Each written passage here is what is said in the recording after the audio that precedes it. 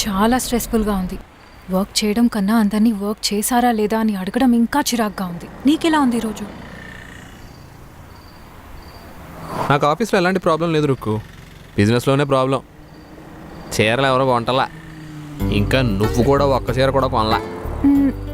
నీ చీరలు అంతగా బాగోవు మదన్. రుక్మిణి సరదాగా అనండి, బాగుంటాయి.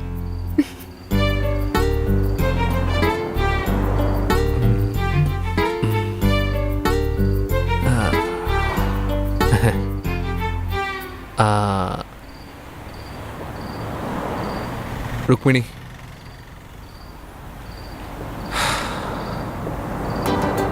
I love you. ఏంటిది సడన్గా? సడన్గా కాదు, నేను 2 months నుంచి అనుకుంటున్నా. నేను పెళ్ళి కూడా చేసుకుందాం అనుకుంటున్నా. మా నాన్నగారు ఒప్పుకోరు మదన్.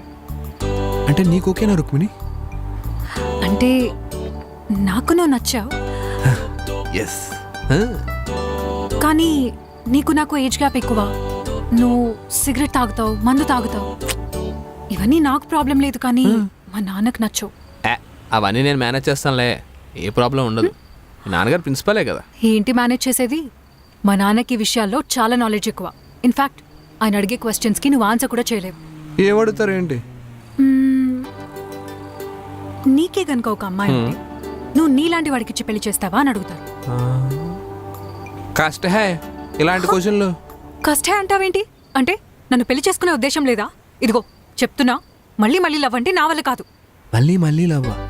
ఊరుకో అక్క, చిచి ఊరుకో రుక్మిణి. నేను సిన్సియర్గా లవ్ చేస్తున్నాను. ఈ 30+ ఏజ్లో నేను నీకు ఐ లవ్ అని చెప్పినా నేను పెళ్లి చేసుకున్నట్టే చెవులకు కూడా అనిపిస్తుంది. ఇష్టం లేకపోతే కనుక నాకు ఐ లవ్ అని చెప్పద్దు. సర్లే, అది పక్కన పెట్టు. పక్క మా నాన్న నేను ఒప్పిస్తా. కొంచెం స్ట్రిక్ట్ గా ఉంటారు, కానీ పర్లేదు, నాకు ఆ ఫ్రీడమ్.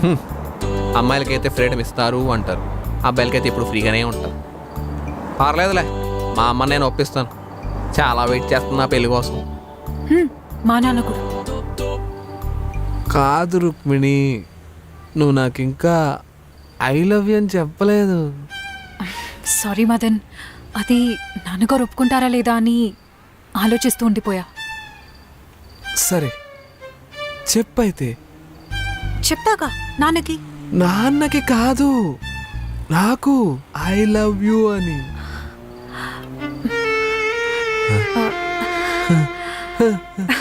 నాకు సిగ్గేస్తుంది మదన్. సిగ్గు లేకుండా చెప్పు రుక్మిణి.